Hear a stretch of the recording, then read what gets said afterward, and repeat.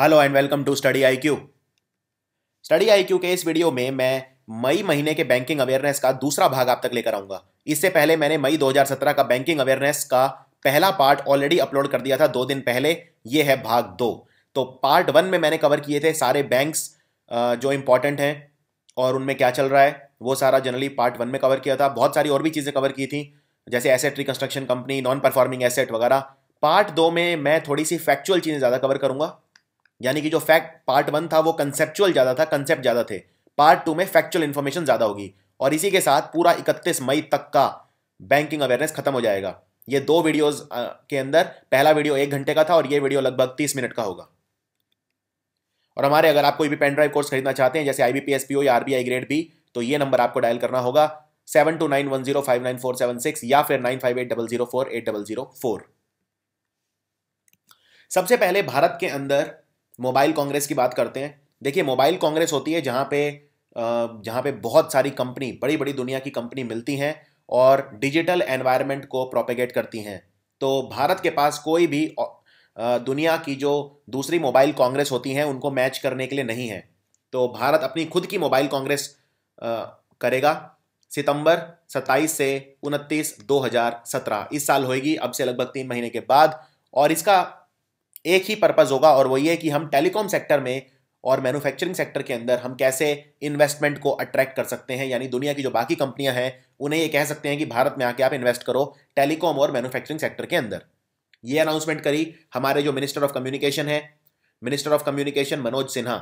इसके अलावा मनोज सिन्हा हमारे मिनिस्टर ऑफ स्टेट भी हैं रेलवेज के लिए, लेकिन मिनिस्टर ऑफ कम्युनिकेशन है ये with independent charge.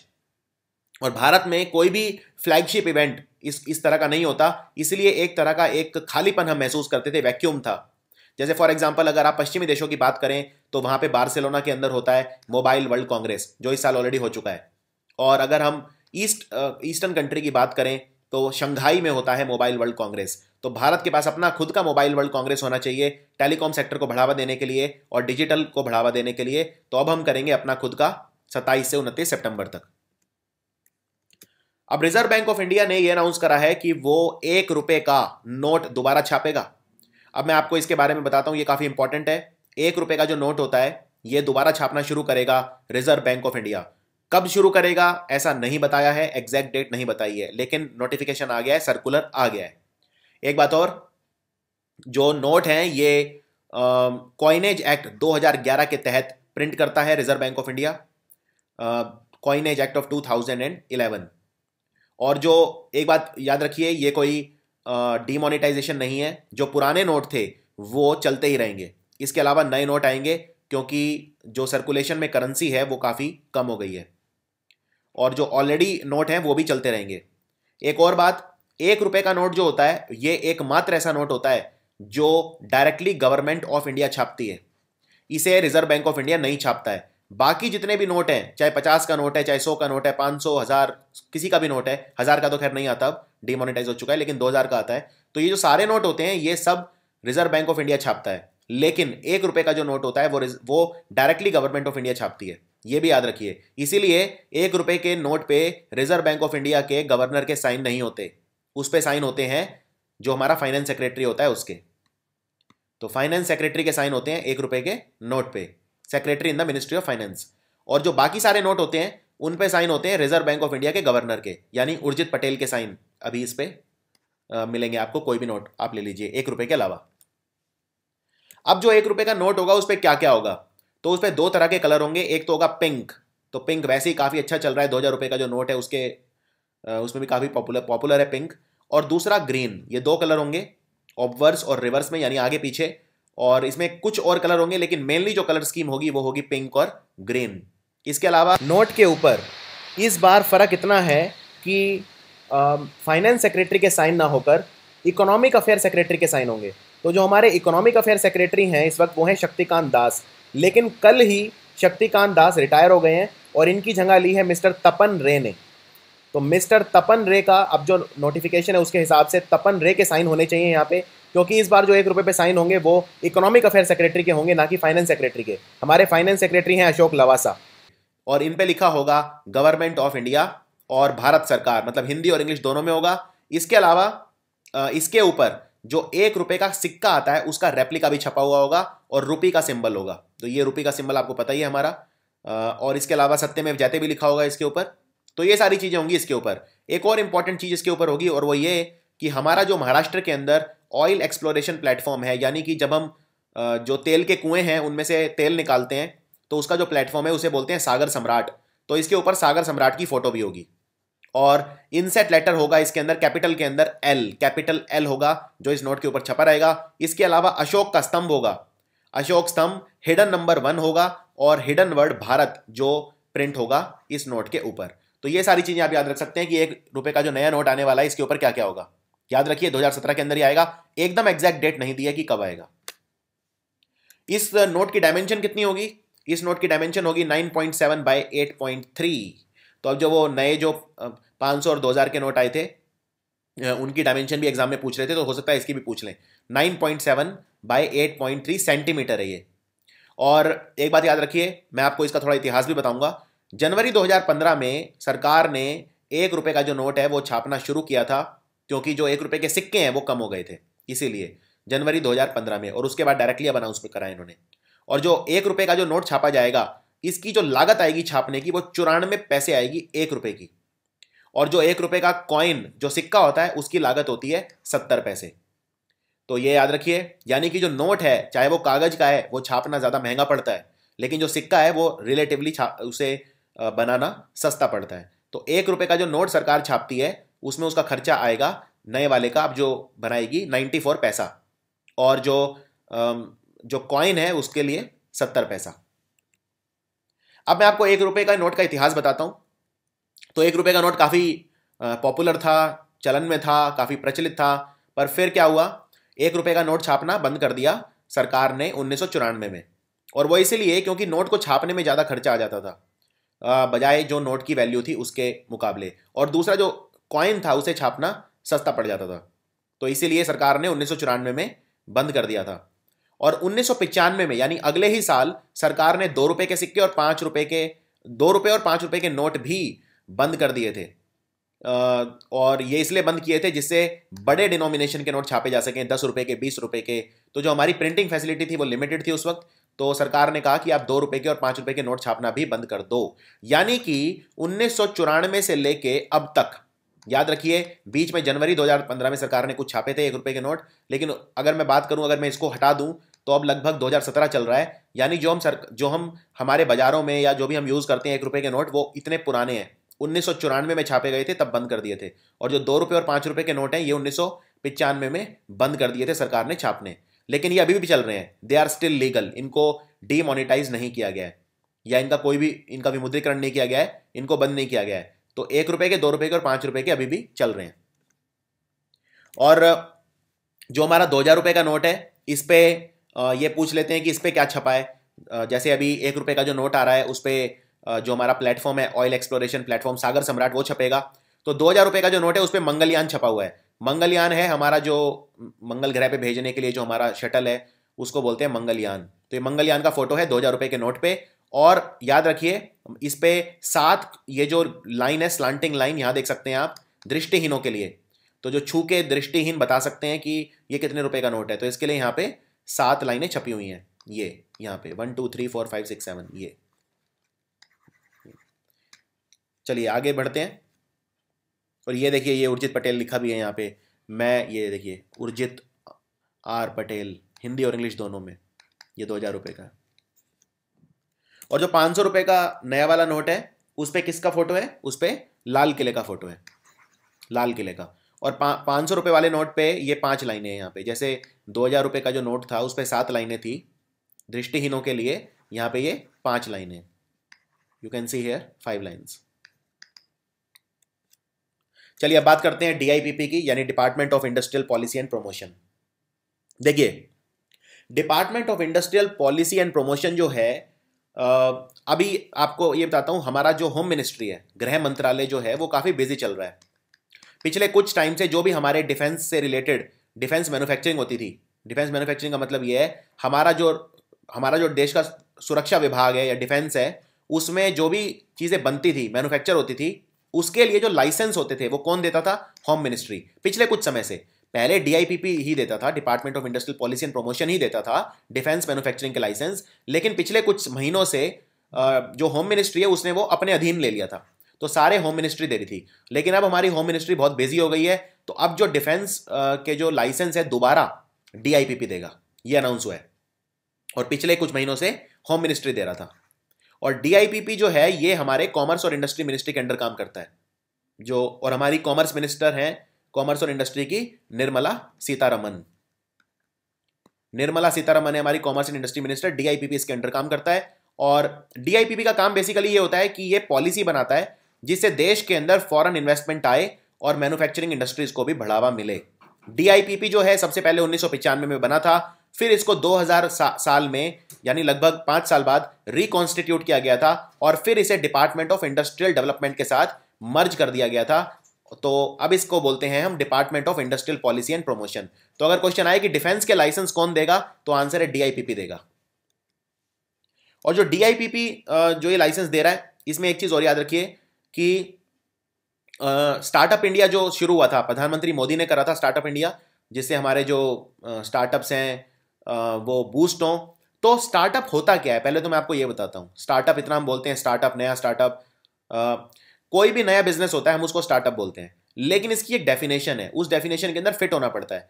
For example, अगर जो स्टार्टअप इंडिया, आप जानते हैं स्टार्टअप इंडिया के तहत बहुत सारी छूट दी गई हैं, जो भी स्टार्टअप्स हैं उन्हें काफ़ी छूट दी गई है। तो अगर मान लीजिए मैं इसका फ़ायदा लेना चाहता हूँ, स्टार्टअप इंडिया में जो भी नए बिजनेसेस को बढ़ावा देने के लिए सरकार की पॉलिसी है, तो मुझे स्टार्टअप इंडिया के तहत अपने बिजनेस को रजिस्टर करवाना पड़ेगा।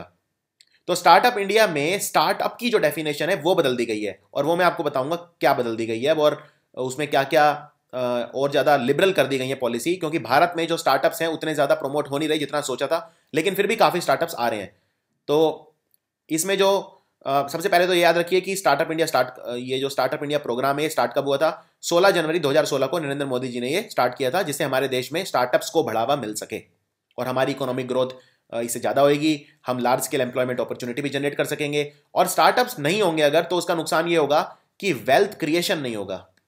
वेल्थ क्रिएशन का मतलब ये होता है हमारे देश में पैसा नहीं आएगा। जैसे फॉर एग्जांपल अमेरिका की बात करता हूँ, आज 3 जो कंपनियां पूरी दुनिया पे राज कर रही हैं, जैसे फेसबुक है या गूगल है, माइक्रोसॉफ्ट है, ट्विटर है, सब अमेरिका की कंपनियां हैं। अब ये कंपनियां क्या कर रही हैं, ये दूसरे देशों का पैसा खा रही हैं। जैसे अगर मैं फेसबुक और गूगल की बात करूं, तो आपको एकदम लेटेस्ट फिगर बताता हूं। इस बार डिजिटल जो जितनी भी डिजिटल पे लोगों ने पूरी दुनिया में पैसा खर्चा है, उसका 20% फेसबुक और गूगल पे खर्चा है। यानी पूरी दुनिया का डिजिटल जितना भी बजट है 20% फेसबुक और गूगल ने खाया है, और इसमें फिर वो इनकम टैक्स देंगी तो अमेरिका का फायदा होगा। यानी कि वेल्थ क्रिएट कर रही हैं ये। लेकिन हमारे यहाँ कोई भी कंपनी ऐसी नहीं है जो वेल्थ क्रिएट कर रही है। हमारी जो भी कंपनी कमा रही है वो ज़्यादातर सर्विस सेक्टर से कमा रही है। हमारा कोई भी ऐसा प्रोडक्ट नहीं है जो एक स्टैंड आउट प्रोडक्ट है और पूरी दुनिया से पैसा भारत में फॉरेन एक्सचेंज आ सकता है। इसीलिए स्टार्टअप्स होंगे तभी वेल्थ क्रिएशन होगा, और इसीलिए सरकार जो एंटरप्रेन्योरशिप है उसे बढ़ावा देना चाह रही है। अब एंटरप्रेन्योरशिप क्या होती है? एंटरप्रेन्योरशिप होती है नए बिजनेस को स्टार्ट करना, उसको एंटरप्रेन्योरशिप बोला जाता है। और बिजनेसमैन जो स्टार्ट करता है उसे बोलते हैं एंटरप्रेन्योर। तो स्टार्टअप की डेफिनेशन क्या बदल दी है? सबसे पहले जो स्टार्टअप की एज है वो बढ़ा दी है। जैसे फॉर एग्जांपल देखिए, सरकार को ये रियलाइज हुआ, पहले जो स्टार्टअप था 5 साल तक बोलते थे, यानी नया बिजनेस आपने कोई स्टार्ट करा 5 साल तक था, लेकिन सरकार ने देखा कि टाइम लग जाता है स्टार्टअप को एस्टेब्लिश करने में, उसे एक बड़ा बिजनेस बनाने में, तो 5 साल से बढ़ा के उसको 7 साल कर दिया है। क्योंकि जो गेस्टेशन पीरियड है, गेस्टेशन पीरियड मतलब वो टाइम जो एक बिजनेस को मैच्योर होने के लिए चाहिए, वो ज्यादा कर दिया है। सरकार को लगा कि ये ज्यादा होना चाहिए, तो 5 साल से बढ़ा के 7 साल कर दिया है। और जो ये सारे बिजनेसेस के लिए किया है, सिवाय बायोटेक के। जो बायोटेक्नोलॉजी होती है उसमें और ज्यादा टाइम लगता है, क्योंकि उसमें रिसर्च वगैरह बहुत होता है, रिसर्च डेवलपमेंट R&D बहुत होता है। तो बायोटेक के लिए ये कर दिया गया है 10 साल। सिर्फ याद रखिए, बायोटेक्नोलॉजी सेक्टर के लिए किया गया है 10 साल, और बाकी सबके लिए किया गया है 5 साल।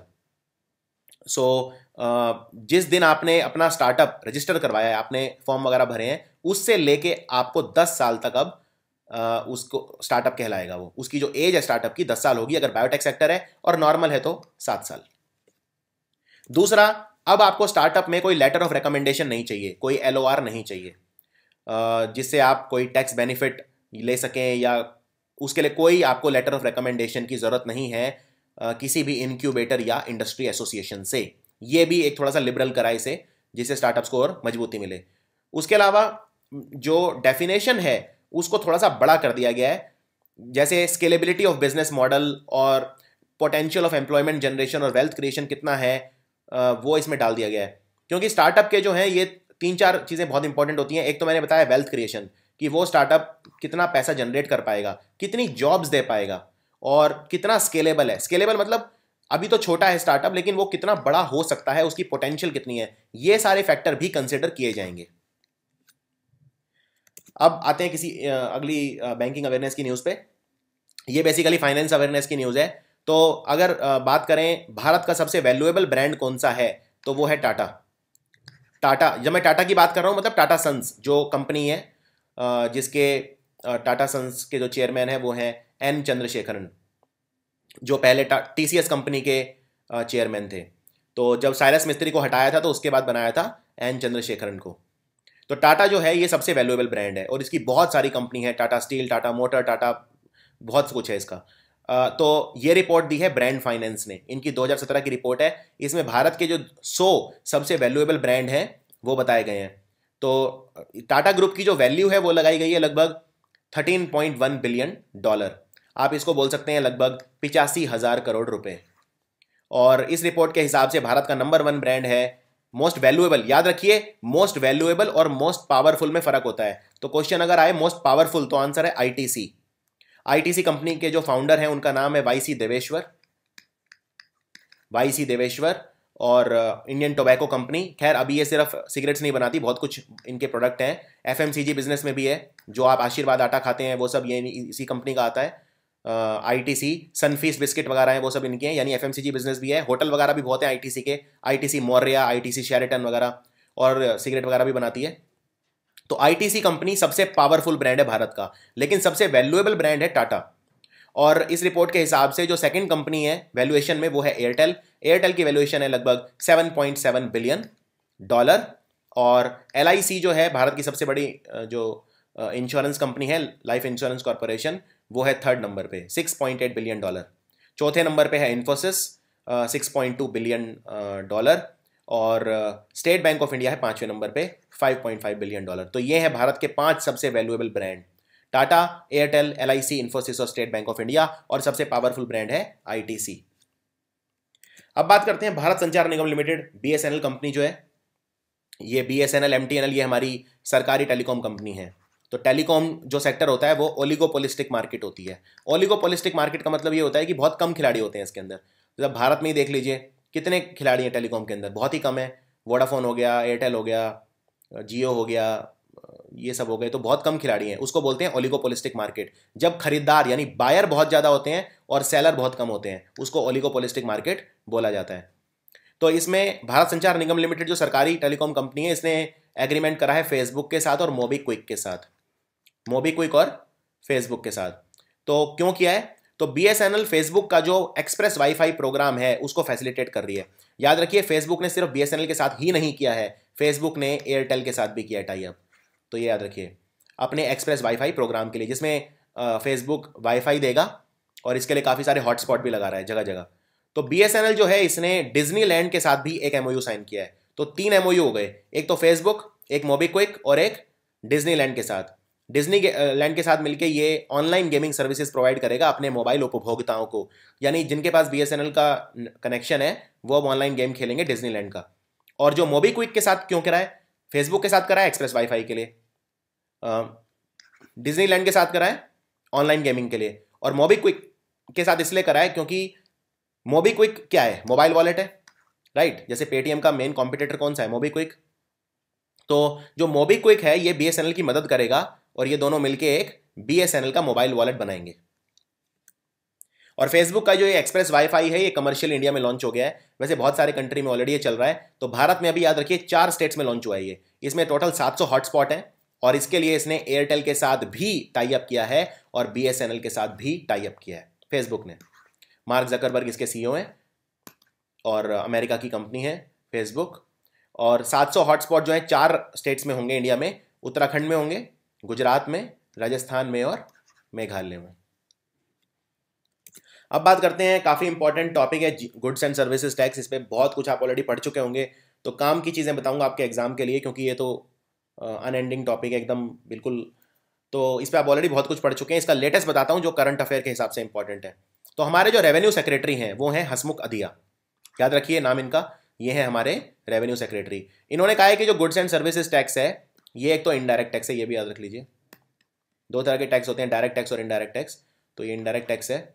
और जो हमारे रेवेन्यू सेक्रेटरी हैं हसमुख अधिया, उन्होंने कहा है कि जीएसटी की वजह से भारत का 4% जीडीपी ज़्यादा ग्रो करेगा। तो खैर ये ओवर एस्टिमेटेड फिगर होते हैं, लेकिन ठीक है, आप इसको याद रख सकते हैं कि जीएसटी की वजह से, क्योंकि आपको डिस्क्रिप्टिव राइटिंग और इंटरव्यू वगैरह में हेल्प करेगा। गुड्स एंड सर्विसेज टैक्स की वजह से 4% भारत का जीडीपी ज़्यादा ग्रो करेगा, ऐसा कहा है हसमुख अधिया ने, यानी हमारी सरकार ने कहा है, आप ये कह सकते हैं। तो गुड्स एंड सर्विसेज टैक्स जो काउंसिल है इसकी मीटिंग हुई थी। Goods and services tax council का जो प्रेसिडेंट होता है वो हमारा जो मिनिस्टर ऑफ फाइनेंस है वो होता है, यानी हमारे वित्त मंत्री होते हैं, अरुण जेटली हैं अभी जीएसटी काउंसिल के चेयरमैन या प्रेसिडेंट या जो भी आप कहना चाहें। तो जीएसटी काउंसिल की ये 14th मीटिंग थी और ये हुई जम्मू कश्मीर की राजधानी श्रीनगर में। और टोटल 1211 गुड्स और सर्विसेज हैं जिन पे जो टैक्स स्लैब है वो डिसाइड कर लिया गया है। तो सबसे ज़्यादा गुड्स और सर्विसेज क्या होते हैं? गुड्स मतलब उत्पाद और सर्विसेज मतलब सेवाएं। तो सबसे ज़्यादा जो प्रोडक्ट हैं या जो सर्विसेज हैं वो रखी गई हैं 18% वाले ब्रैकेट में।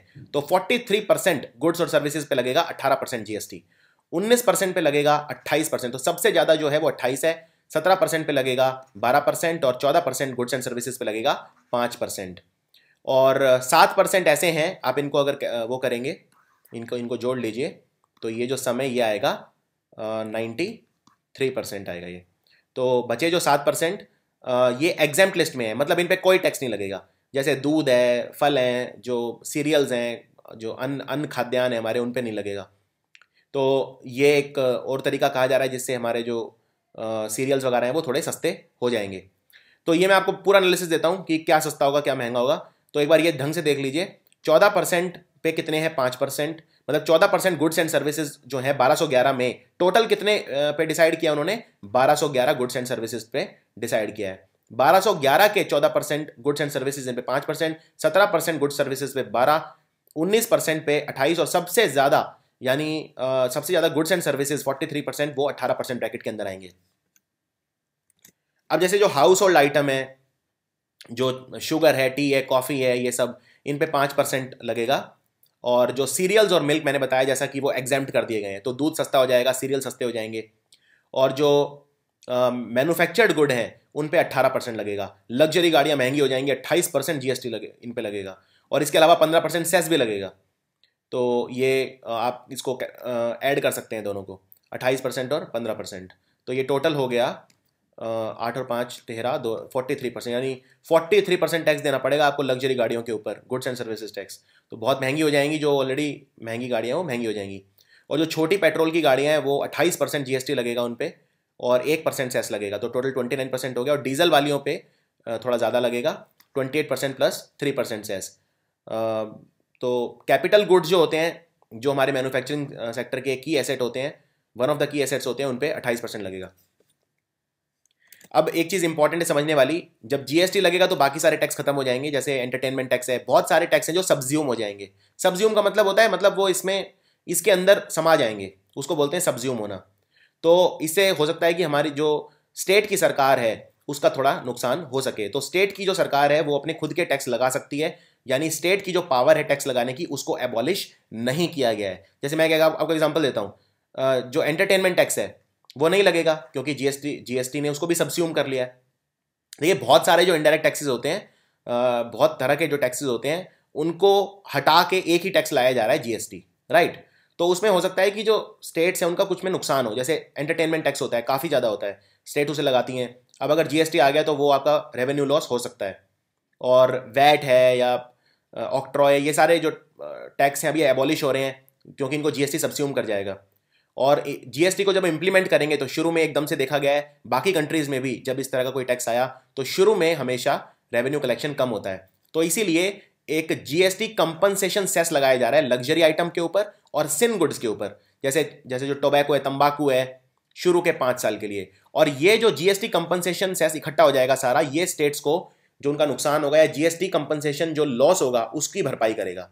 तो ये उन पे लगाया जा रहा है जो लग्जरी आइटम है या टोबैको है, जो सिन गुड्स वगैरह है उनके ऊपर लगाया जा रहा है। और ये जो लग्जरी गुड्स के ऊपर जो सेस है ये 15% है, और जो लग्जरी इफेक्टिव सेस है जो goods such as luxury car उस पर लगभग 12% है। लग्जरी गुड्स के ऊपर ये 15% कैप कर दी गई है, ये याद रखिए आप। दूसरी बात, जो अभी हमारी जो सर्विसेज हैं उनके ऊपर 15% टैक्स हम देते हैं, जो भी हम सेवाएं लेते हैं, तो ये अब बढ़ा के 18% हो गया है मैक्सिमम सर्विसेज के ऊपर। इनमें वो सारी सर्विसेज नहीं है जैसे हेल्थ केयर, एजुकेशन, जो बहुत ही मूलभूत आवश्यकताएं बन गई हैं आजकल, हेल्थ केयर, एजुकेशन, वो जीएसटी के अंडर नहीं आएंगे, याद रखिए। लेकिन जो बाकी सेवाएं हैं वो महंगी हो सकती हैं, जैसे बैंकिंग है, तो बैंकिंग में पहले लगभग 15% था, अभी 18% है, तो ये महंगा हो सकता है। इस तरह की बहुत सारी सेवाएं अब महंगी होने के चांसेस हैं, खासकर बैंकिंग। तो एक एक करके देखते हैं किस पे क्या फर्क पड़ेगा। पहले देखते हैं एफएमसीजी सेक्टर पे, fast moving consumer goods. Fast moving consumer good होते हैं जो आप रोजमर्रा में यूज करते हैं, जैसे तेल है, टूथपेस्ट है, सोप है, ये सब आते हैं एफएमसीजी प्रोडक्ट के अंदर। तो ये 18% के ऊपर इनका स्लैब है, ये सारे इन सब पे 18% वाला ब्रैकेट में लगेगा जीएसटी। और अभी हम जो दे रहे हैं लगभग 28%, यानी कि जो आपके ये प्रोडक्ट हैं ये सस्ते हो सकते हैं, ये सस्ते होंगे इनफैक्ट। हेयर ऑयल है, टूथपेस्ट है, सोप वगैरह है, लेकिन कुछ हैं जो जैसे डिटर्जेंट और शैम्पू वगैरह हैं वो थोड़े महंगे हो सकते हैं क्योंकि वो 28% वाली ब्रैकेट में रखे हैं। तो सारे एफएमसीजी जो हैं उनके लिए एक ही वो नहीं है, कुछ महंगे हो सकते हैं, कुछ सस्ते हो सकते हैं। और यही चीज़ है बाकी चीज़ों में भी, जैसे फ्रूट्स वगैरह हैं। तो उस पर आते हैं। पहले सबसे इंपॉर्टेंट देखते हैं पावर, हमारी जो बिजली सस्ती होगी कि महंगी होगी। अभी भारत में ज़्यादातर बिजली कोयले से बनती है, तो कोयला जो है उस पर 11.7 लगभग हम अभी जो इफेक्टिव रेट है वो था, लेकिन अब जीएसटी इसको 5% में रखा है सिर्फ, यानी कि बिजली डेफिनेटली सस्ती होगी आने वाले टाइम में। तो याद रखिए बिजली सस्ती होगी। और जो बहुत सारी ऐसी आइटम भी हैं जिन्हें हमने 6 कैटेगरीज ऑफ प्रोडक्ट में रखा है, इन पे जीएसटी रेट अभी फाइनलाइज नहीं किया है। जो जीएसटी काउंसिल की अगली मीटिंग होगी उसमें ये मोस्ट प्रोबेबली फाइनलाइज होंगी। जैसे बायोडीजल है, बीड़ी है, बीड़ी और सिगरेट दोनों, जिन्हें हम कहते हैं स्मोकेबल टोबैको। चूएबल टोबैको अलग होता है, जो पान गुटखा वगैरह होता है वो चूएबल टोबैको होता है, यानी चबाने वाला तंबाकू। लेकिन बीड़ी और सिगरेट को हम बोलते हैं स्मोकेबल टोबैको। और फुटवियर है, जूते वगैरह हैं, टेक्सटाइल कपड़ा है, एग्रीकल्चर इंप्लीमेंट है, जो कृषि उपकरण है, और सोना बहुत इंपॉर्टेंट है। इन पे अभी जीएसटी रेट डिसाइड नहीं हुआ है। इनके नाम याद रखिए सबके, biodiesel, bidi cigarette, footwear, textile, agriculture implements and gold. और जीएसटी कौन कौन से टैक्स को खा जाएगा?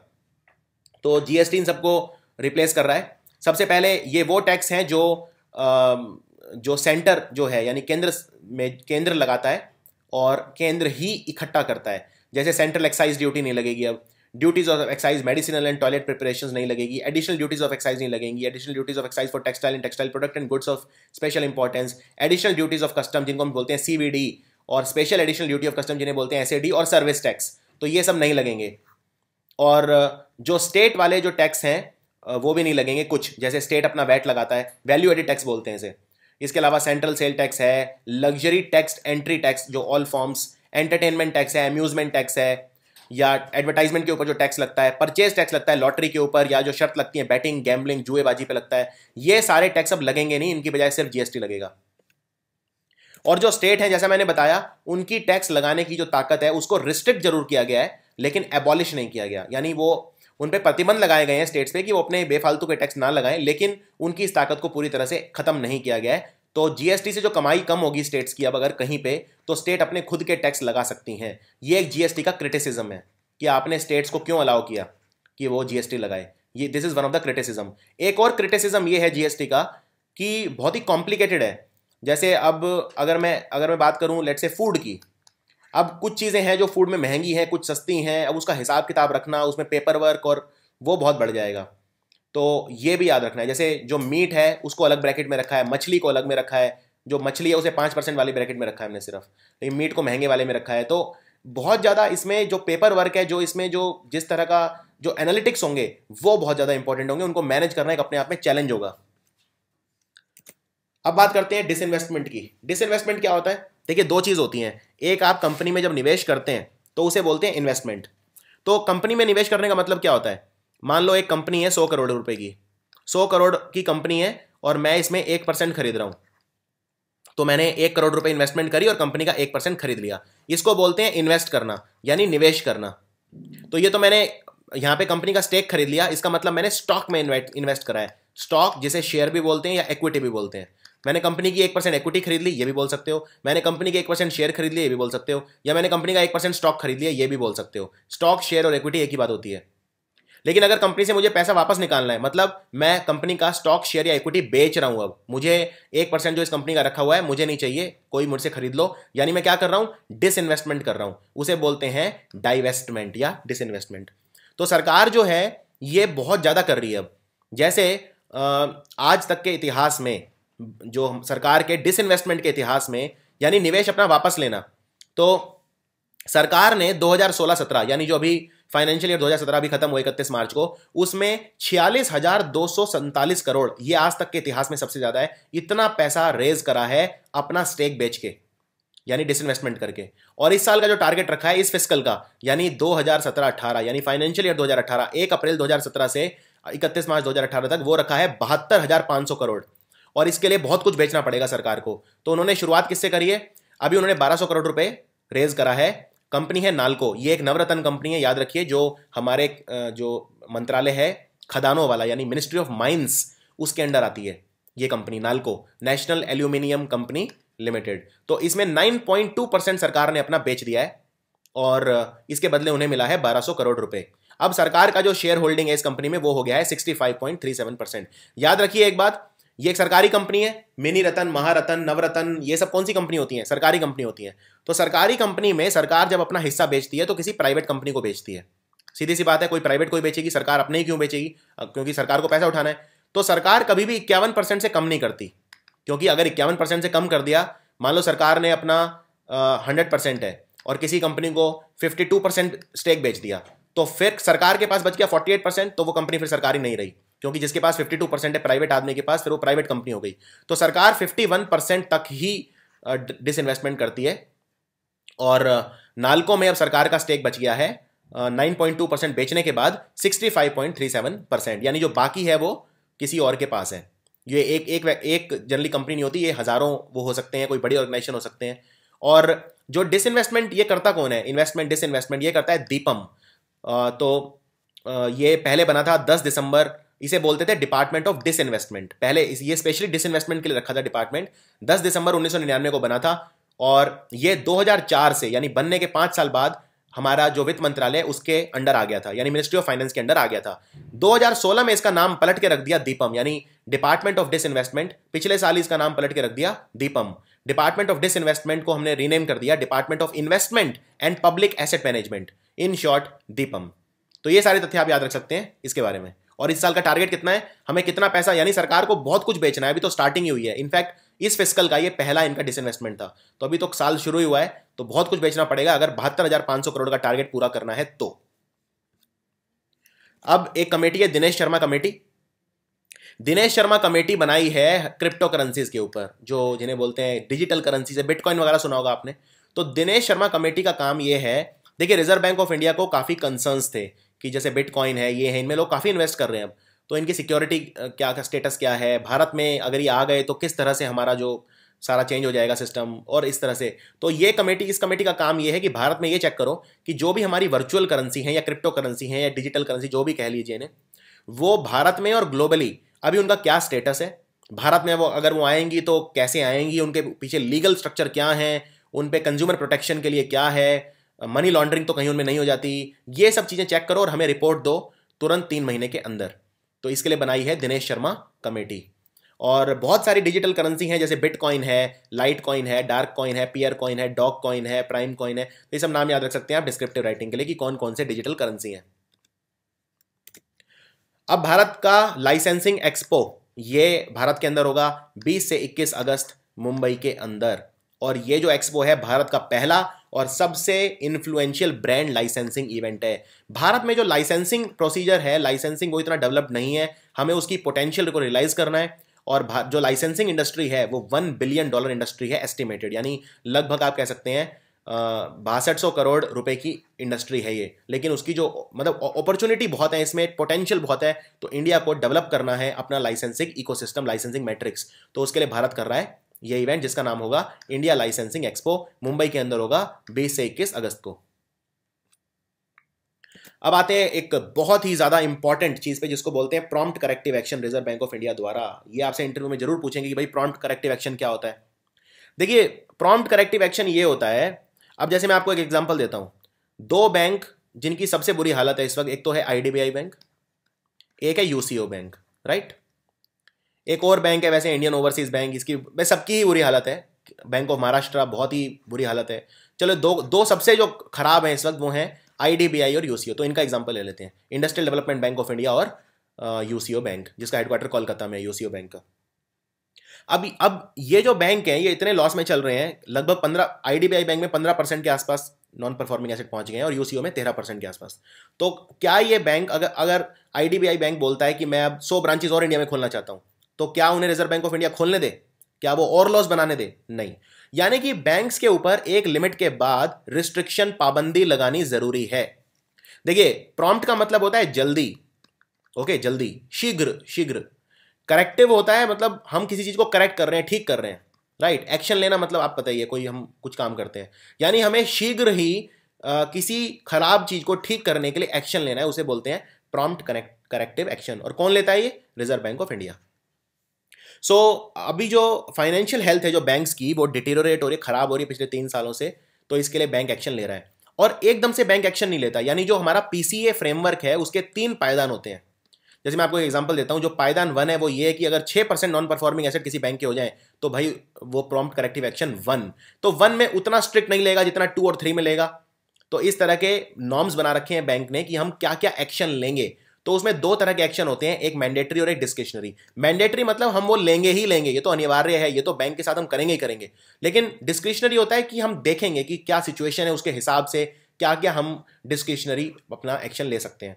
तो ये 2 तरह के एक्शन होते हैं प्रॉम्प्ट करेक्टिव एक्शन के अंडर। इसमें बैंक के ऊपर कई तरह के पाबंदियां लगती हैं। जैसे फॉर एग्जांपल, बैंक जो है उसका जो प्रॉफिट है वो बैंक खुद नहीं ले सकता क्योंकि उस पर कर्जा इतना ज़्यादा है, या बैंक जो है अपनी शाखाएं बढ़ा नहीं सकता, बैंक जो है वो इससे ज़्यादा लोन नहीं दे सकता किसी कस्टमर को। तो इस तरह की बहुत सारे प्रतिबंध बैंक के ऊपर लगाए जाते हैं रिजर्व बैंक ऑफ इंडिया द्वारा, जिससे बैंक का जो नॉन परफॉर्मिंग एसेट उसे कम किया जा सके, बैंक की हालत को सुधारा जा सके, बैंक में नई जान डाली जा सके।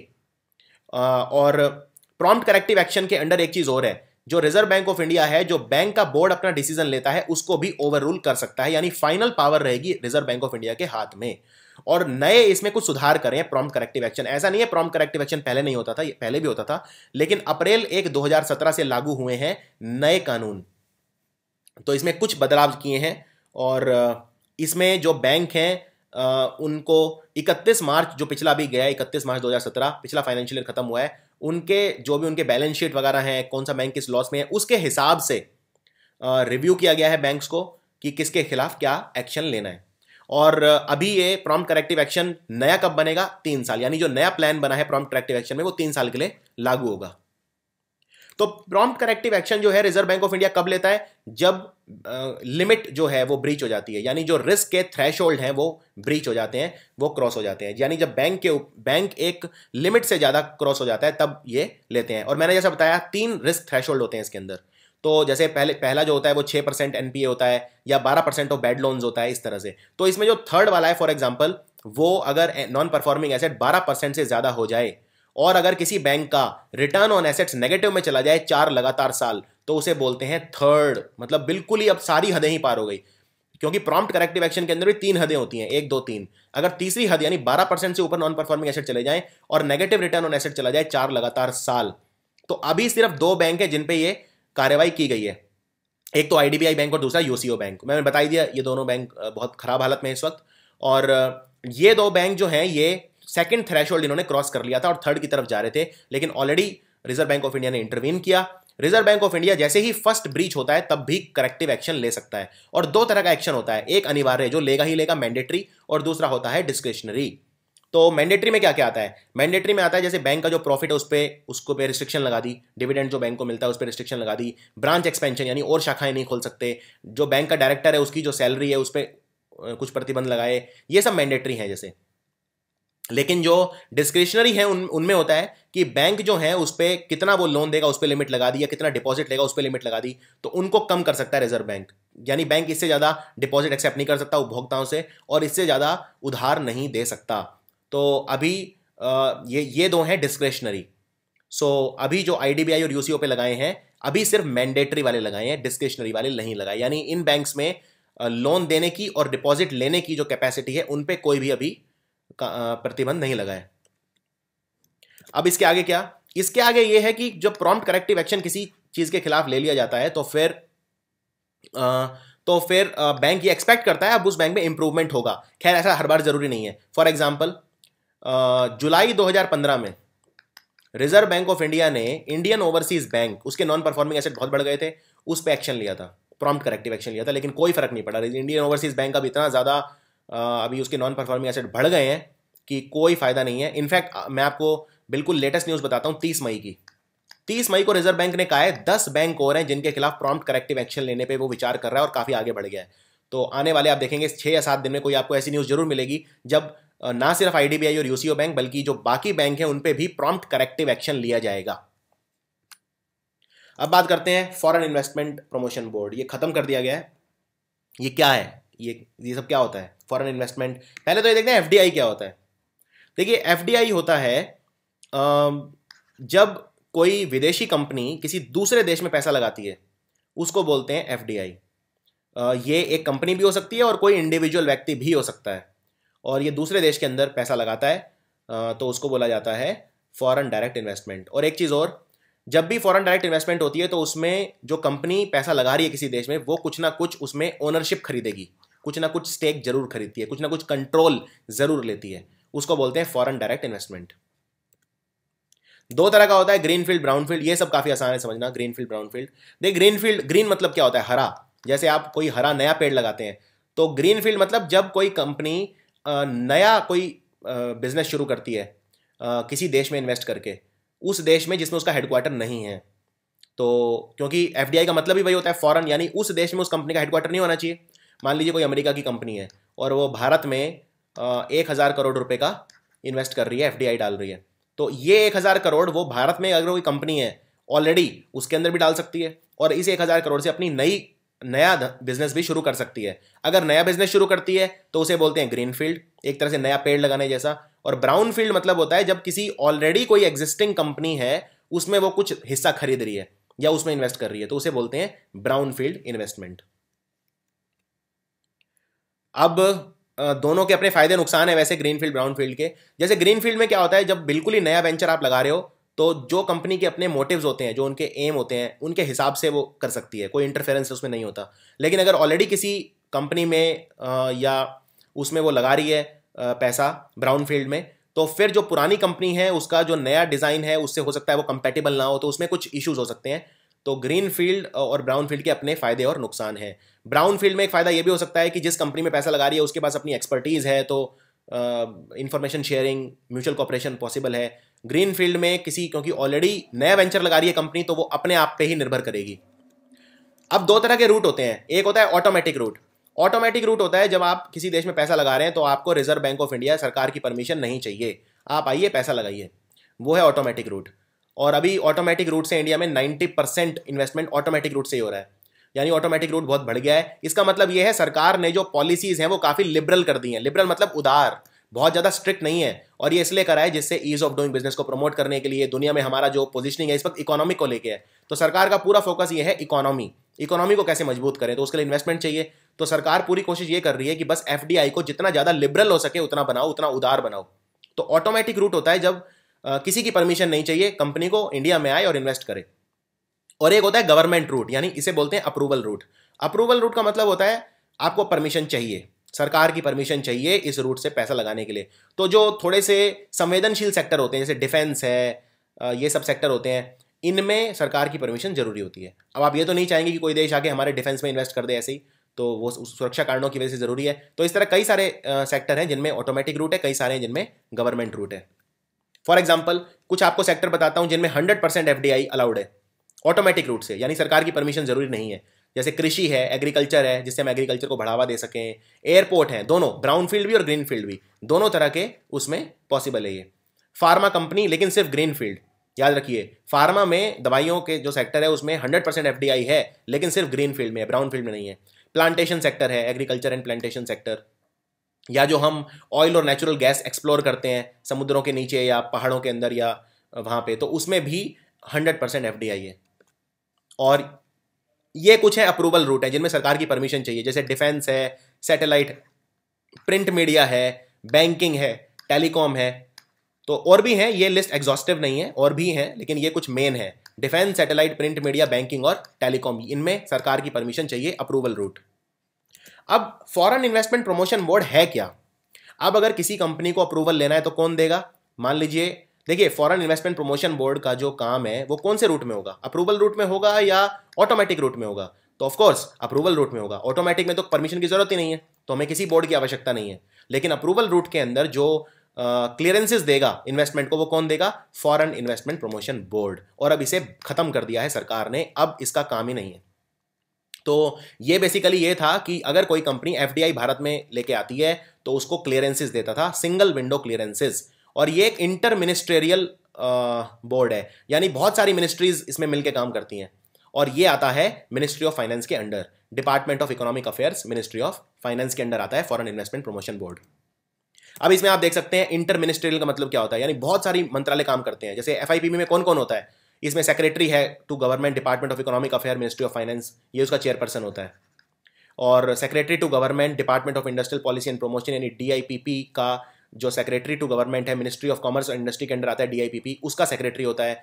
इसमें जो commerce, department of commerce, ministry of commerce and industry का सेक्रेटरी टू गवर्नमेंट होता है। इसमें जो economic relations, ministry of external affairs, secretary to government होता है। इसमें जो ओवरसीज इंडियन अफेयर्स के का सेक्रेटरी होता है। तो बहुत सारे मंत्रालय मिलकर इसमें उनके सेक्रेटरी होते हैं।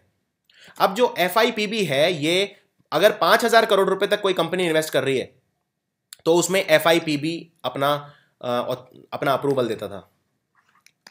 और इसमें जो हमारा फाइनेंस मिनिस्टर है, मिनिस्टर ऑफ फाइनेंस, वो फाइनल अथॉरिटी होता है, यानी जो सबसे ज्यादा ताकत है वो अरुण जेटली जी के पास है। तो फाइनल अप्रूवल उनके हाथ में रहता है। अगर कोई कंपनी 5,000 करोड़ रुपए तक भारत में इन्वेस्ट कर रही है अप्रूवल रूट से, तो फॉरेन इन्वेस्टमेंट प्रमोशन बोर्ड उसे अप्रूवल देगा और फाइनल डिसीजन होगा मिनिस्टर ऑफ फाइनेंस का। और अगर 5,000 करोड़ रुपए से ज्यादा किसी कंपनी को भारत में इन्वेस्ट करना है तो फिर फॉरेन इन्वेस्टमेंट प्रमोशन बोर्ड नहीं, फिर कैबिनेट की अप्रूवल लेनी पड़ेगी, cabinet committee on economic affair, CCEA. 5,000 crore से ज्यादा सीसीईए की अप्रूवल लेनी अनिवार्य है। अब एफआईपीबी ये खत्म कर दिया है सरकार ने। तो अब इसमें ये सही डिसीजन है कि गलत है? देखिए, पहली बात तो जब 90% ऑलरेडी ऑटोमेटिक रूट से आ रहा था भारत में, तो यानी एफआईपीबी का कोई बहुत ज्यादा काम बचा नहीं था, क्योंकि सिर्फ 10% इन्वेस्टमेंट ही एफआईपीबी के तहत आती थी, राइट? तो यानी कि अगर इसको खत्म भी कर दें तो उतना फर्क नहीं पड़ेगा। दूसरी बात, हमें लिबरल पॉलिसीज चाहिए।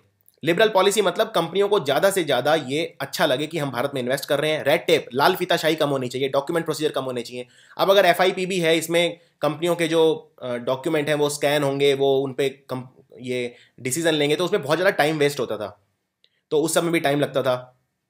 और एफआईपीबी ये काफ़ी पुराने इनके वो थे सारे प्रोविजन वगैरह, तो हमें अब नया एक ईज ऑफ डूइंग बिजनेस करना है, कंपनीज के लिए एफडीआई लेके आना है, तो इसीलिए एफआईपीबी उतना आवश्यक नहीं था। यानी ज़्यादातर जो रिपोर्ट्स मैंने पढ़ी हैं उनमें यह कहा गया है कि एफआईपीबी के जाने से कोई खास फर्क नहीं पड़ेगा। और जैसे फॉर एग्जांपल एडवांस जो कंट्री है दुनिया में, उनमें क्या होता है? क्या उनमें भी कोई फॉरेन प्रमोशन बोर्ड होता है? उनमें इंस्टीट्यूशनल मैकेनिज्म्स होते हैं। जैसे for example generally all FDI is allowed. जो ताकतवर देश हैं, जो डेवलप्ड कंट्री हैं, वो जनरली ये रूल फॉलो करते हैं, एफडीआई हम सारा ही अलाउ करेंगे अनटिल अनलेस कोई ऐसा ना हो कि वो हमारे नेशनल इंटरेस्ट को हर्ट करे। अगर नेशनल इंटरेस्ट को हर्ट करेगा तो कुछ चेक्स और बैलेंसेज, यानी कुछ ना कुछ हमें लगाम लगानी पड़ती है, और वो इंस्टीट्यूशनल मैकेनिज्म्स उसके लिए होते हैं, लेकिन कोई अलग से बोर्ड नहीं होता। हम सारी की सारी जो फॉरेन इन्वेस्टमेंट है उसे हम वेलकम करते हैं। और पहले जो अल्टरनेटिव था वो ये सजेस्ट किया गया था कि आरबीआई ही क्यों ना अपने हाथ में ले ले फॉरेन इन्वेस्टमेंट प्रमोशन बोर्ड की बजाय, क्योंकि वैसे भी कोई कंपनी अगर भारत में इन्वेस्ट करती है तो उसे आरबीआई को अपनी फॉरेन एक्सचेंज की रिपोर्ट देनी पड़ती है। तो जब आरबीआई के पास ऑलरेडी वो जाती है ही, तो फिर आरबीआई ही फॉरेन इन्वेस्टमेंट प्रमोशन बोर्ड का काम कर सकता है। यानी आरबीआई ही उसे 10% की जो 10% जो अभी आ रही हैं उनकी अप्रूवल दे सकता है। अप्रूवल रूट से जो 10% एफडीआई भारत में आता है उसको आरबीआई ही संभाल सकता है। यानी आरबीआई को ही नोडल एजेंसी बन जाना चाहिए था FDI foreign investment promotion board की बजाय, जब फॉरेन इन्वेस्टमेंट प्रमोशन बोर्ड को हमने खत्म करा उसके बाद। लेकिन ऐसा हुआ नहीं। नए रूल ये कहते हैं कि जो भी एफडीआई प्रपोजल आएगा अप्रूवल रूट से, उसको कंसर्न मिनिस्ट्रीज देखेंगी। फॉर एग्जाम्पल, पहले तो क्योंकि कैबिनेट कमेटी है तो पहले तो कैबिनेट अप्रूवल होना चाहिए, जो स्टैंडर्ड प्रोसीजर है वो फॉलो होगा। उसके बाद वो मिनिस्ट्रीज के पास जाएगा। मान लीजिए कोई डिफेंस से रिलेटेड या बैंकिंग से रिलेटेड भारत में एफडीआई कंपनी करना चाहती है, ठीक है, तो पहले तो ऑफकोर्स कैबिनेट अप्रूवल चाहिए। उसके बाद ये प्रपोजल मिनिस्ट्री ऑफ डिफेंस को जाएगा। तो क्योंकि डिफेंस मिनिस्ट्री ऑफ डिफेंस के अंडर आता है तो कंसर्न मिनिस्ट्रीज के पास जाएगा और वो डायरेक्टली देखेंगे, फॉरेन इन्वेस्टमेंट प्रमोशन बोर्ड नहीं देखेगा। और वैसे भी भारत में अब लिबरलाइजेशन जो है वो अपने मतलब विद रिस्पेक्ट टू एफडीआई काफ़ी उदार है। तो सिर्फ 11 सेक्टर ऐसे बचे हैं जहां पे हमें अप्रूवल रूट चाहिए। बाकी 11 सेक्टर जैसे डिफेंस वगैरह जो मैंने बताए, टोटल सिर्फ 11 सेक्टर हैं जिनमें अप्रूवल चाहिए किसी भी मिनिस्ट्री का। किसी भी मतलब जो अप्रूवल रूट से आएगा उसमें हमें अप्रूवल चाहिए, लेकिन अब वो डायरेक्टली कंसर्न मिनिस्ट्री हैंडल करेगी। तो सिर्फ 11 सेक्टर बचे हैं और ऐसा कहा जा रहा है कि आने वाले समय में 11 से भी अब ये कम हो सकते हैं नंबर इनका, और ज़्यादा लिबरल करने के लिए पॉलिसीज़ को। तो एफआईपी भी चला गया, इसका कोई बहुत ज़्यादा इफेक्ट नहीं होगा। और एक और चीज़ कही गई है नए रूल्स के हिसाब से कि जो सिक्योरिटी है, अगर कोई ऐसा प्रपोजल है रिलेटेड टू सिक्योरिटी तो उसमें होम मिनिस्ट्री की भी अप्रूवल चाहिएगी, क्योंकि जो गृह मंत्रालय है वो देश की सुरक्षा के लिए डायरेक्टली, इंटरनल जो सुरक्षा होती है उसके लिए डायरेक्टली रेस्पॉन्सिबल होता है। और ये प्रपोजल, और एक बात और, अब क्योंकि एफआईपीबी नहीं रहा तो उन प्रपोजल्स का क्या होगा जो एफआईपीबी के पास ऑलरेडी थे, वो अब मिनिस्ट्रीज के पास चले जाएंगे। अभी से जो बीच में थे या जिन पे एफआईपीबी बैठा हुआ था वो अब मिनिस्ट्रीज के पास चले जाएंगे और मिनिस्ट्रीज उन पे एक्शन लेगा। सिमिलरली नए वाले भी मिनिस्ट्रीज के पास जाएंगे और पुराने वाले जो अभी तक अप्रूव नहीं हुए थे वो भी मिनिस्ट्रीज के पास जाएंगे। तो याद रखिए टोटल 11 सेक्टर हैं जिनको अप्रूवल चाहिए। अब इससे पहले मैं वीडियो खत्म करूं, जो इंपॉर्टेंट हमारे रेट्स हैं सारे एक बार देख लेते हैं जल्दी से। तो जो रेपो रेट है हमारा वो है 6.25%। पिछले 3 बार से लगातार अनचेंज है ये। अभी लेकिन डीमोनेटाइजेशन के बाद पैसा कम है सिस्टम में, तो इसीलिए काफ़ी प्रेशर है कि अब जो जून के पहले हफ्ते में मॉनेटरी पॉलिसी होगी उसमें रेपो रेट जो है इसको कम किया जाएगा, रेट कट किया जाएगा, जिससे सिस्टम के अंदर पैसा आए। रेपो रेट वो रेट होता है जिस पे बैंक्स जो है रिजर्व बैंक ऑफ इंडिया से पैसा लेते हैं। तो 6.25% है। बैंक रेट भी वही होता है, बस बैंक रेट जो है वो लंबे समय के लिए होता है, रेपो रेट कम समय के लिए होता है।